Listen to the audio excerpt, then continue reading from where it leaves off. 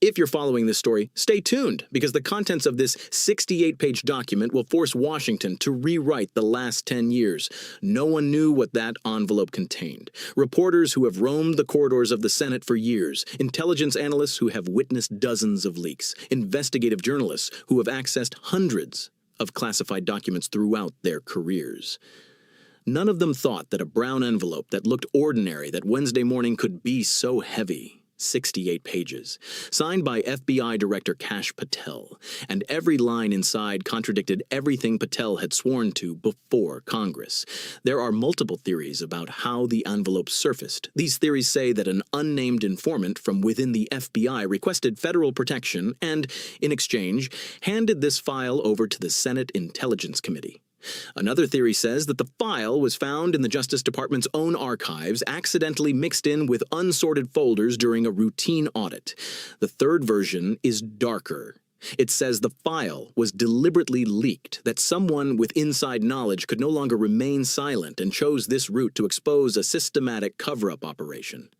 No one knows which is true, but everyone knows one thing. The file is now out there.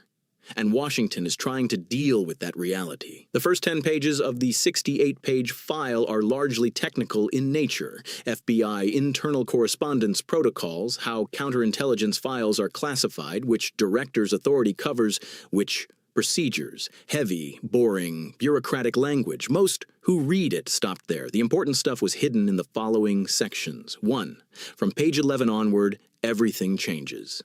An internal assessment report, handwritten by Patel himself, begins. Date, October 2024, shortly before he became director. And in that report is something the public has never seen before. A list, not names, categories. Category A, those requiring immediate closure.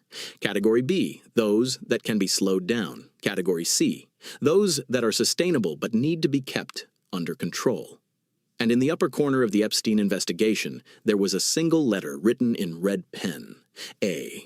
Senator Patricia Walsh was one of the first to see the file. Walsh is a Republican representing Missouri. She's the kind of senator known for her loyalty to her party, rarely dissenting, trusting the system. She had supported Patel in the past and approved of the FBI's leadership. That morning, when she opened the file, she sat there for 2 full hours before leaving her office. Her assistant knocked on the door 3 times. Walsh didn't respond. When the door finally opened, his assistant described the look on Walsh's face with these words: "I've been in this business for many years. I've seen that look before. It's the look of someone who is truly shocked." Walsh made only one statement that day. If these documents are accurate, this is not an institutional failure. This is institutional betrayal. Then he stopped answering his phones. So what exactly was in the file? The answer to that question is precisely what shocked Washington, because the 68 pages don't focus on a single issue. They cover multiple investigations under multiple headings, and each heading directly contradicted Patel's testimony to Congress. Section 1, the Epstein investigation. The file documents that 11 days before becoming director, while still in transition, Patel issued an internal directive to remove counterintelligence files related to Epstein's client list from the priority list. This directive was entered into the system not as an official director's order, but as a recommendation note. But it was never implemented. Patel had repeatedly stated before Congress that he did not interfere with these files before becoming director. The 68-page file contradicted Patel's statements. Part 2. Witness Protection Agreements. The file contained documentation of witness protection status granted to specific individuals during the transition period. These statuses were granted with extraordinary speed and secrecy far outside the standard protocol. A process that normally takes months was completed in less than 72 hours in some files. Patel said witness protection decisions were made according to standard procedures. The 68 pages refute this as well. Section 3, deleted data records. This is the most serious part of the file. The list contained the full contents of the 2.4 terabyte data package deleted in November 2024.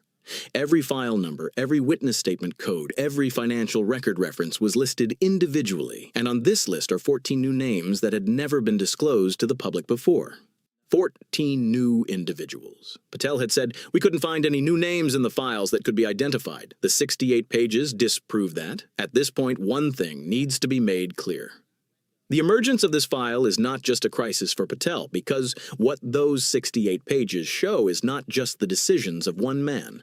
What it shows is how a system works, a cover-up mechanism established through the joint action of multiple institutions, multiple stages, and multiple people. A single director cannot build all these layers of secrecy alone. This is a team effort, and the 68 pages bear the traces of that team. On page 34 of the file, there is a single paragraph. It is surrounded by blank space. It is underlined. It is marked twice in Patel's own handwriting. The paragraph begins, "The institutional damage that could occur if these materials were made public would be uncontrollable."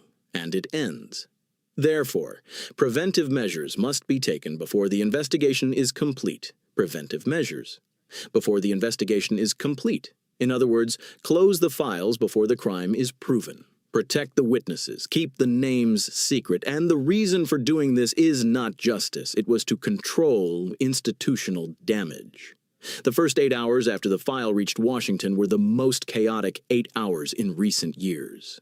The FBI press office made 3 different statements. The first, the authenticity of the documents cannot be verified. The second, an hour later, the content may have been taken out of context. The third, 6 hours later, the matter is under internal review. 3 different statements, 3 different directions. None of them actually contained a clear denial. The White House declined to comment. The Justice Department launched a process review. Republican senators fell silent. Democratic senators called for an emergency hearing, and in the midst of that chaos, someone quietly did something. They uploaded a digital copy of the file to 47 different secure servers. It could no longer be deleted. You may want to share what you've read so far with others, because the continuation of this story depends on how many people are aware of it. Remaining silent is also an option, but whose interests does that serve? The final section of the 68 pages is perhaps the most striking part, because the last 10 pages are a risk assessment written by Patel himself. In this assessment, Patel analyzes potential leak scenarios one by one. Which information, if leaked, would cause which crisis? Which name, if made public, would damage which institutional area? Which document, if taken to court, would render which defense position inconsistent? An FBI director assessing the risks of a cover-up operation in such a systematic and cold-blooded manner. And at the end of that assessment, there is one sentence. None of these files should ever be released. Never. Patel had used that word before, in Congress, under oath, in front of cameras. "Some materials will never be shared with the public," he said. There was no sound in the hall then. Now that word never echoes through the 68-page document, and never has lost its meaning once again. Over 250 victims, 47 high-profile names, families waiting for answers for 10 years. And now, 68 pages. Each one proves that what was said will never come out, will inevitably come out one day. Investigations began, names were mentioned, documents surpassed the servers. And Washington is now trying to figure out exactly what this file means. But some calculations are very simple. None of these files should ever have been released, Patel had written, but they have now, as 68 pages. And now no one can take those pages back. History is always written this way. Major shifts don't come from big events, but from a brown envelope reaching the right hands at the right time, from those who opened it, read its contents, and couldn't be silenced. This story doesn't end here. There's more to come. And if you don't want to miss that continuation, stay tuned, because 68 pages are just the beginning. The real questions haven't been asked yet. They should never have been released, he had written. They were released as 68 pages, and Washington will never be the same again.